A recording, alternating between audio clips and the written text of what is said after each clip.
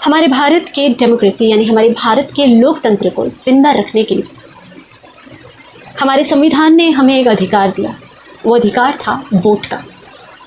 Vote वो अधिकार जिसके माध्यम से हम अपनी मर्जी के प्रतिनिधि को चुनकर सरकार में ला सकते हैं। वोट एक ऐसा माध्यम जिसकी मदद से हम ये फैसला ले सकते हैं कि हमें अपने राज्य में या अपने देश में कौन सी सरकार चाहिए, किसकी सरकार चाहिए। वोट जिसके माध्यम से हम अपने रिप्रेजेंटेटिव यानी प्रतिनिधि को चुन सकते हैं। ऐसा प्रतिनिधि जो इस काबिल हो, जो हमारे क्षेत्र की भागदौड़ को संभाल सके। वोट हमें अधिकार देता है देश की पॉलिसी मेकिंग में। वोट हमें अधिकार देता है कि हमारे देश में किस किस्म की कानून व्यवस्था होनी चाहिए। वोट के माध्यम से हम अपने देश की पॉलिसी फ्रेमिंग को अपने अनुसार, अपने सुविधाओं के अनुसार बदल सकते हैं। वोट के माध्यम से हम अपने बच्चों के आने वाले भविष्य को सुधार सकते हैं। वोट के माध्यम से हम अपने क्षेत्र, अपने देश की तरक्की में अपनी भूमिका दे सकते हैं। वोट के माध्यम से हम ये फैसला ले सकते हैं कि हमारे क्षेत्र किस तरह से विकास की तरफ बढ़ने चाहिए। वोट के माध्यम से हम स्वास्थ्य यानी हेल्थ, शिक्षा यानी एजुकेशन, विकास यानी डेवलपमेंट किस तरह से करवाई जानी चाहिए, कैसे करवाई जानी चाहिए और इन सभी क्षेत्र में किस तरह से इम्प्रूवमेंट यानी सुधार लाना चाहिए, इस सब का फैसला हम वोट के माध्यम से करते हैं। पर क्या हो जब हमें ये पता चले कि हमारे वोट जो हैं वो चोरी हो रहे हैं? क्या हो जब हमें ये पता चले कि हम जितनी मेहनत से अपने प्रतिनिधि को चुनने की कोशिश कर रहे हैं, ऐसे कैंडिडेट, ऐसे डिज़र्विंग कैंडिडेट को अपने वोट के माध्यम से चुनने की कोशिश कर रहे हैं, क्या हो जब हमें ये पता चले कि हमारे वोट उस कैंडिडेट के लिए गए ही नहीं? क्या हो हमें ये पता चले कि हमारे वोट्स की कीमत कुछ भी नहीं रही? क्या हो जब आपको ये पता चले कि आपके वो वोट्स जो आप इस उम्मीद के साथ कास्ट करते हैं कि आपकी मर्ज़ी के मुताबिक चीज़ें बदलेंगी? क्या हो जब आपको ये पता चले कि आपके वो कीमती वोट्स चोरी हो रहे हैं?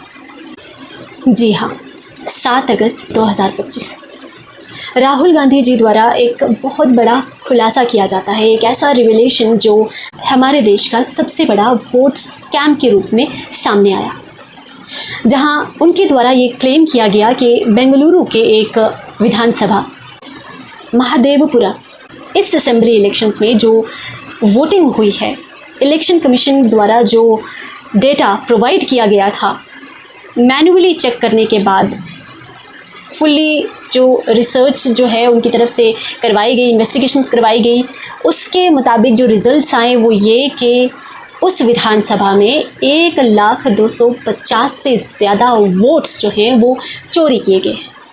Duplicate voters, fake address, fake IDs, fake names, multiple voters at same address और भी कई सारे ऐसे फेक और फ्रॉड जो है वो सामने निकल कर आया। सवाल यहाँ ये है कि हम और आप जो वोट कास्ट करते हैं, क्या वाकई में वो वोट काउंट हो रहा है?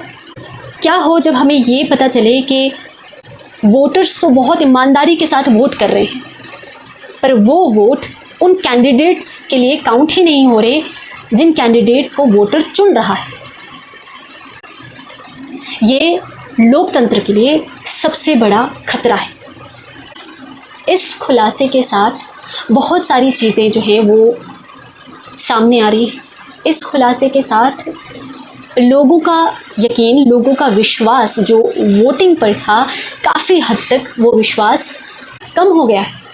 इलेक्शन कमीशन के द्वारा किस तरह से वोटिंग को मैनिपुलेट किया जा रहा है, ये हमारी डेमोक्रेसी के लिए एक थ्रेट है। और ये सिर्फ एक कुर्सी का सवाल नहीं, या ये सिर्फ 2 पार्टीज़ के बीच का सवाल नहीं, ये सवाल है हमारे आने वाले कल का। क्या वाकई में वोटिंग्स के मायने रह जाएंगे अगर इस तरह से फ्रॉड्स, इस तरह से जो वोट्स की चोरी की जा रही है, इस तरह से मैनिपुलेट किया जा रहा है, इस तरह से मैल प्रैक्टिसेस को अंजाम दिया जा रहा है? वोटिंग जैसे इम्पोर्टेंट प्रोसेस में भी इस तरह की धांधली अगर देखने को मिल रही है तो हम क्या उम्मीद कर सकते हैं कि हम एक बेटर कल जो है वो हम देखें अपने देश में?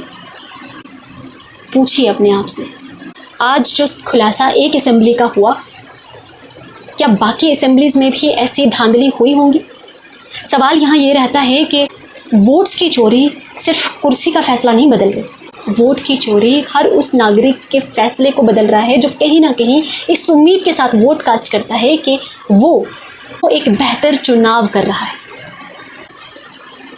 ये चोरी सिर्फ वोट्स की चोरी नहीं, ये चोरी उन मज़दूरों के अरमानों की चोरी है जो मज़दूर बहुत मेहनत के साथ काम करता है और वो जब अपना वोट कास्ट करता है तो वो इस उम्मीद के साथ कास्ट करता है कि उसके लिए शायद सरकार कुछ बेहतर पॉलिसीज़ ला सके, उसके लिए शायद उसका कल बेहतर हो पाए। ये चोरी हर उस नौजवान की उम्मीदों की चोरी है जो नौजवान इस उम्मीद के साथ वोट कास्ट करता है कि शायद उसके लिए बेहतर रोज़गार के अवसर मिल पाएँ, शायद ऐसी पॉलिसीज़ फ्रेम हो पाएँ जिसमें उन नौजवानों को कंसिडर किया जाए। ये चोरी है हर उन माँओं के सपनों की जो माएँ इस उम्मीद के साथ वोट कास्ट करती हैं कि शायद उनके बच्चों के लिए बेहतर शिक्षा, बेहतर स्वास्थ्य यानी एजुकेशन और हेल्थ की जो फैसिलिटीज़ है वो बेहतर हो पाए उनके बच्चों के लिए। ये चोरी हर उस जवान की बलिदान की चोरी है जो इस देश के लिए अपनी जान निसार कर चुके हैं। वो इस उम्मीद के साथ वोट कास्ट करते हैं कि शायद उनके देश का भविष्य सुरक्षित हाथों में है। ये चोरी हर उस नागरिक के उम्मीदों की चोरी है जो इस उम्मीद के साथ अपना वोट कास्ट करता है कि शायद उसके देश में एजुकेशन, हेल्थ, इंफ्रास्ट्रक्चर, ऐसी कई सारी चीज़ें, विकास की चीज़ें, जो उम्मीद, जो आशाएं जो लगाई हैं, जो होप्स वो लगाता है कि शायद आने वाला कल उसके क्षेत्र के लिए बेहतर विकास ला पाए। ये चोरी है उन सब के अरमानों की।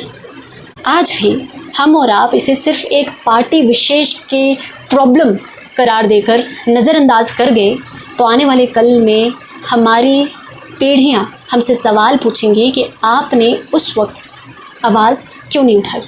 क्योंकि अगर हम आज इस नाइंसाफ़ी, इस इनजस्टिस के अगेंस्ट चुप्पी साधते हैं तो हमारे आने वाली पीढ़ियों को भी चुप रहना पड़ेगा।